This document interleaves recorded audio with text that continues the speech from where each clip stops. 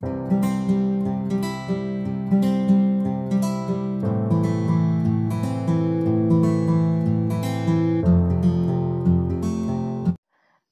বন্ধু বান্ধৱীসকল, জাগৃতিলৈ আপোনালোকক স্বাগতম। আমি ক্ৰমাগতভাৱে ৰাজনীতি বিজ্ঞানৰ পাৰ্টটো আলোচনা কৰি আছো।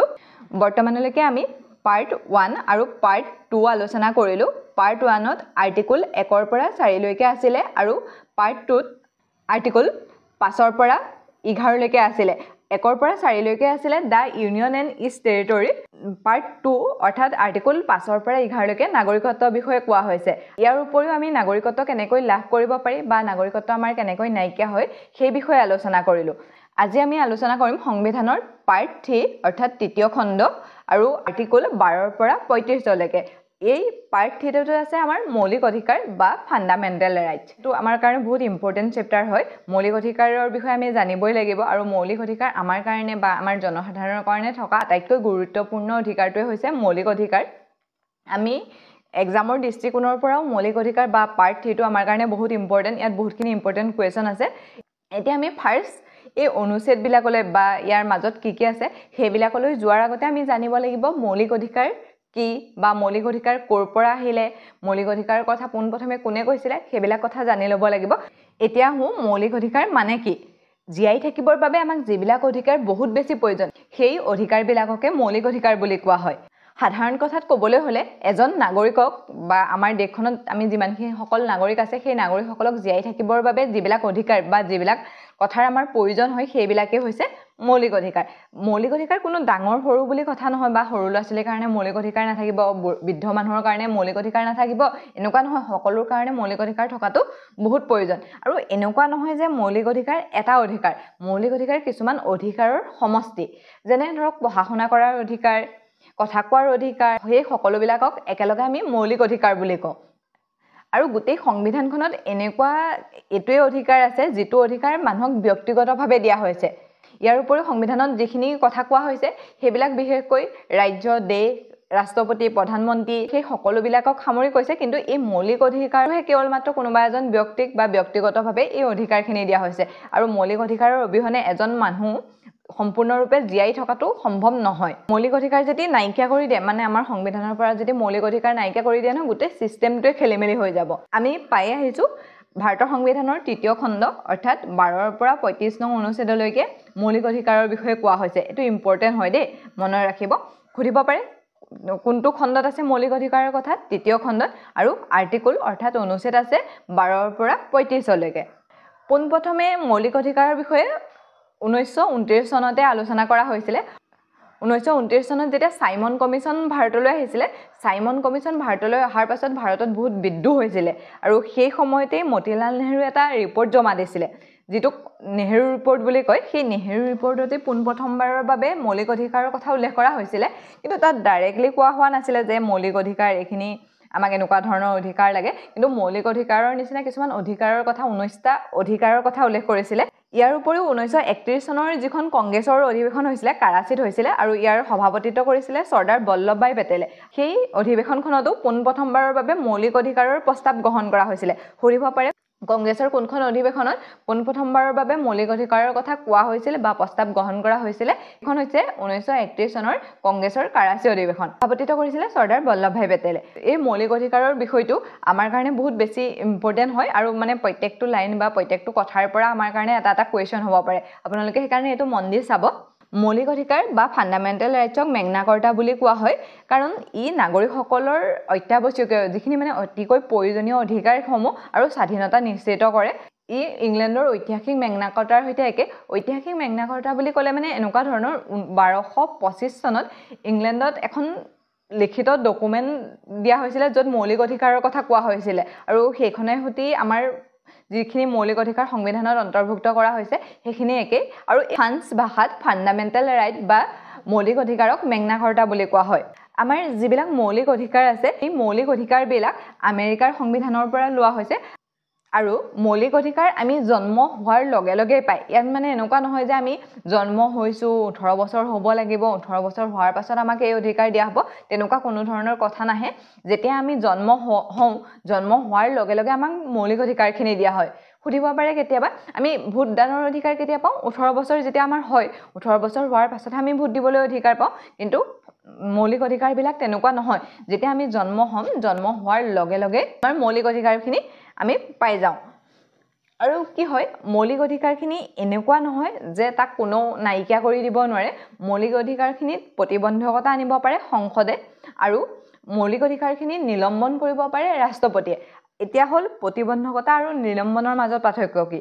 প্ৰতিবন্ধকতা হৈছে যে একেবাৰে নাইকিয়া কৰি দিব পাৰে সংসদে মানে মৌলিক অধিকাৰটো ইচ্ছা কৰিলে আমাৰ মানে সংবিধানৰ পৰা একেবাৰে নাইকিয়া কৰি দিব পাৰে যে তোমাক এই অধিকাৰটো আমি নিদো ঠিক যেনেদৰে আমাৰ সংবিধানত সম্পত্তিৰ অধিকাৰ বুলি এটা অধিকাৰ আছিল যেটো আমাৰ মৌলিক অধিকাৰত অন্তৰ্ভুক্ত আছিল কিন্তু সেই অধিকাৰটো নাইকিয়া কৰি দিয়া হল আমি এতিয়া সেইখিনি বিষয়ে বাৰু চাম আৰু নিলম্বন মানে হৈছে 2 মাহ 4 মাহ 6 মাহ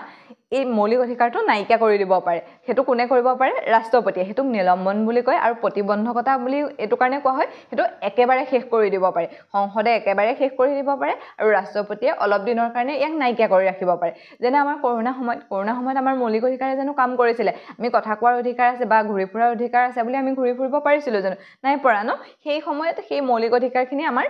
ৰখাই থোৱা হৈছিল মানে সময় অনুযায়ী বা পৰিস্থিতি অনুযায়ী ইয়াক নাইকিয়া কৰিব পাৰে বা ইয়াক ৰাখি থব পাৰে আৰু এনেকুৱা নহয় যে মৌলিক অধিকাৰ মন গলেই নাইকিয়া কৰি দিব পাৰে আমি যদি মৌলিক অধিকাৰ আমাৰ কোনোবাই ভংগ কৰে বা মৌলিক অধিকাৰ আমাৰ খৰ্ব হৈছে বুলি ভাবো তেতিয়া আমি ডাইৰেক্ট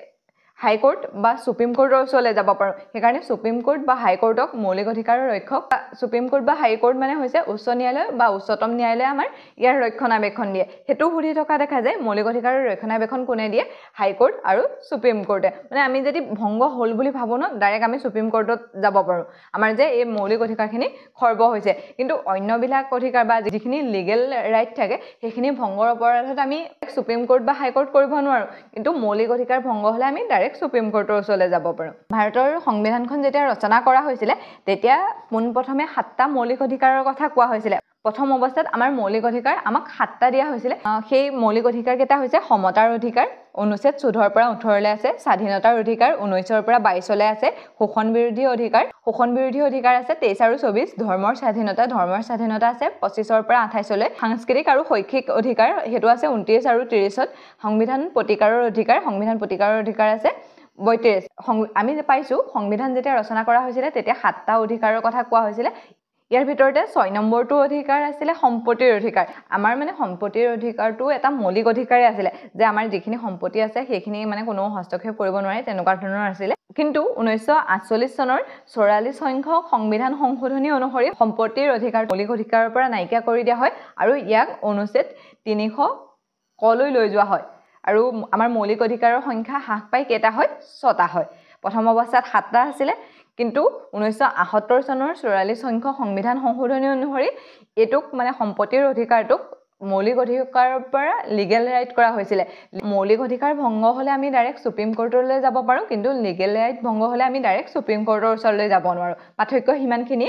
এতিয়া আহোঁ অনুচ্ছেদ 12 লৈ আৰ্টিকল 12ত কোৱা হৈছে যে যেতিয়া কোনো ষ্টেট বা ৰাজ্যই নিয়ম কানুন বনায় বা আইন কানুন বনায় তেতিয়া তেওঁলোকে অন্যৰ মৌলিক অধিকাৰ ভংগ নহয়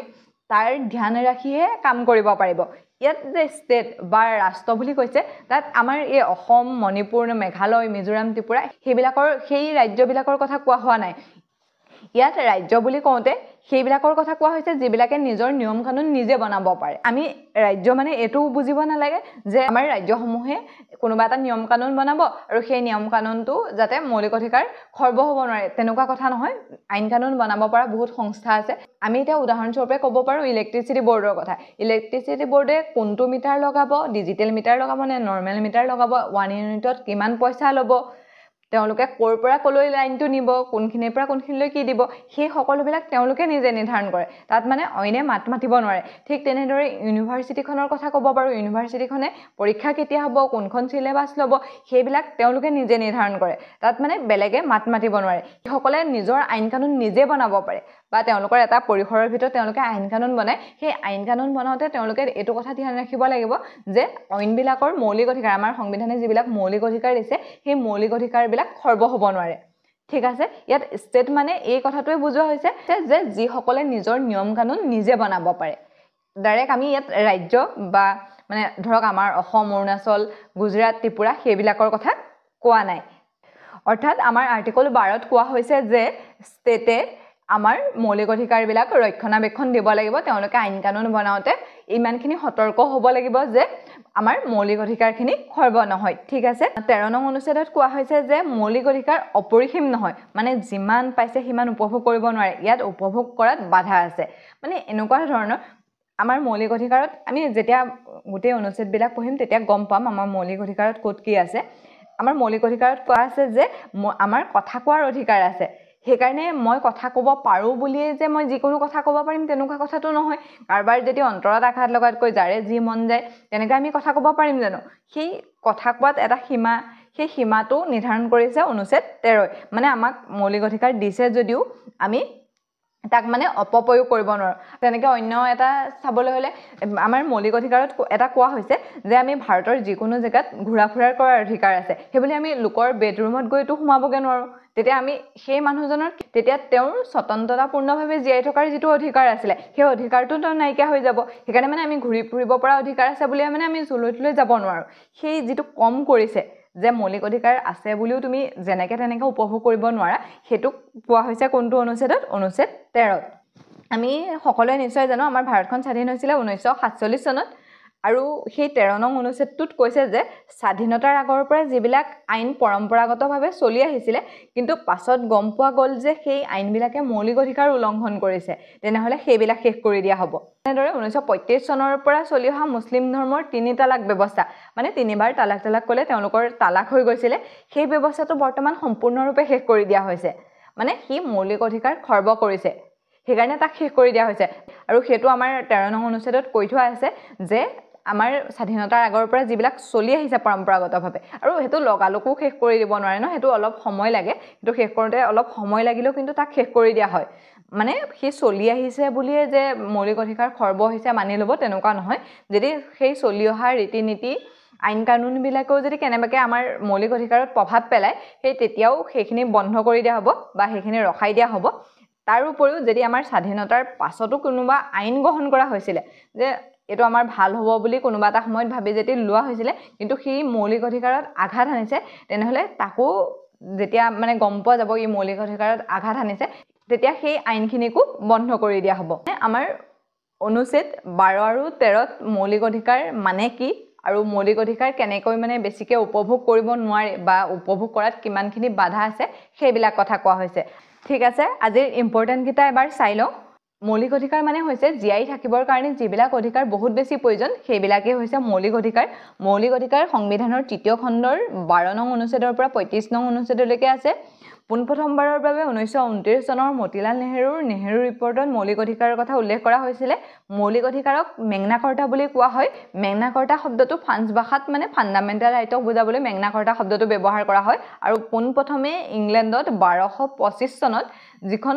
লিখিত ডকুমেণ্ট দিয়া হৈছিলে সেই লিখিত ডকুমেণ্টখনৰ সৈতে একে হোৱাৰ কাৰণে ইয়াক মেগনা কাৰ্টা বুলি কোৱা হয় মেগনা কাৰ্টা হৈছে নাগৰিকসকলৰ বাবে আৱশ্যকীয় অধিকাৰ যি জনসাধাৰণৰ স্বাধীনতা নিশ্চিত কৰে পোনপ্ৰথমবাৰৰ বাবে 1931 চনৰ কৰাচী অধিৱেশনত মৌলিক অধিকাৰৰ কথা কোৱা হৈছিলে আৰু সেইখন সভাৰ সভাপতিত্ব কৰিছিলে চৰ্দাৰ বল্লভভাই পেটেলে ভাৰতীয় সংবিধানৰ মৌলিক অধিকাৰৰ ধাৰণাটো আমেৰিকাৰ পৰা লোৱা হৈছে ই বিশেষকৈ আমেৰিকাৰ বিল অফ ৰাইটছৰ পৰা অনুপ্ৰাণিত হৈছে পোনপ্ৰথমে আমাৰ সংবিধানে 7টা মৌলিক অধিকাৰৰ কথা কৈছিলে কিন্তু 1978 চনৰ 44 সংখ্যক সংবিধান সংশোধনী অনুসৰি আমাৰ মৌলিক অধিকাৰৰ পৰা সম্পত্তিৰ অধিকাৰটো নাইকিয়া কৰি দিয়া হ'ল আৰু ইয়াক লিগেল ৰাইটছ হিচাপে ৰখা হৈছে ই বৰ্তমান আৰ্টিকল 300 কত আছে আমাৰ 7টা প্ৰধান মৌলিক অধিকাৰ হৈছে সমতাৰ অধিকাৰ স্বাধীনতাৰ অধিকাৰ শোষণ বিৰোধী অধিকাৰ ধৰ্মৰ স্বাধীনতাৰ অধিকাৰ সংস্কৃতি আৰু শৈক্ষিক অধিকাৰ সংবিধানৰ প্ৰতিকাৰৰ অধিকাৰ অনুচ্ছেদ 12ত কোৱা হৈছে যে ষ্টেটে আমাৰ মৌলিক অধিকাৰবিলাক ৰক্ষণাবেক্ষণ দিয়ে ইয়াত ষ্টেট মানে যি নিজৰ নিয়ম কানুন নিজে বনাব পাৰে তেওঁলোকক বুজোৱা হৈছে 13 নং অনুচ্ছেদত মৌলিক অধিকাৰ কম কৰাৰ কথা কোৱা হৈছে যে আমি মৌলিক অধিকাৰ আছে বুলিও অপপ্ৰয়োগ কৰিব নোৱাৰোঁ তাৰ কথা কোৱা হৈছে আৰু কোৱা হৈছে যে আমাৰ পৰম্পৰাগতভাৱে যিবিলাক আইন কানুন চলি আহিছিলে সেইবিলাকে যদি মৌলিক অধিকাৰ ভংগ কৰে বা মৌলিক অধিকাৰ ভংগ কৰাৰ প্ৰয়াস কৰে তেনেহ'লে সেইবিলাক নাইকিয়া কৰি দিয়া হ'ব ঠিক আছে আজিলৈ ইমানতে এৰিছোঁ অন্য এটা ভিডিঅ'ত লগ পোৱাৰ প্ৰতিশ্ৰুতিৰে